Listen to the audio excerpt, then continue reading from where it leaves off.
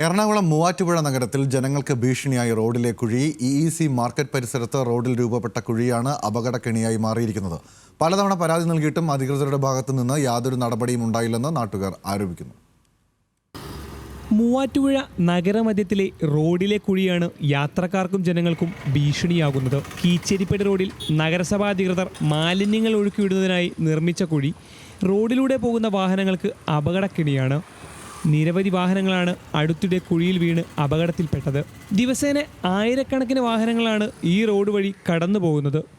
ഭാഗ്യം കൊണ്ട് മാത്രമാണ് പലരും കുഴിയിൽ വീഴാതെ രക്ഷപ്പെടുന്നത്. അപകടങ്ങൾ പതിവായതോടെ നാട്ടുകാർ ചേർന്ന് താൽക്കാലിക കൈവരികൾ സ്ഥാപിച്ച് അപകട മുന്നറിയിപ്പ് നൽകിയിരിക്കുകയാണ്. ജനപ്രതിനിധികളോടും നഗരസഭാ അധികൃതരോടും പരാതിപ്പെട്ടിട്ട് യാതൊരു നടപടിയും ഉണ്ടായിട്ടില്ലെന്ന് നാട്ടുകാർ പറയുന്നു. ജനങ്ങളുടെ ജീവനും സ്വത്തിനും യാതൊരു വിലയും നൽകാത്ത അധികൃതരുടെ നിലപാടിനെതിരെ പ്രതിഷേധം ശക്തമാണ്. കുഴി മൂടുന്നതിനായി ടെൻഡർ നടപടികൾ പൂർത്തിയായി എന്നാണ് അധികൃതർ നൽകുന്ന വിശദീകരണം. എന്നാൽ ഇതുവരെ പണി തുടങ്ങാൻ സാധിച്ചിട്ടില്ല.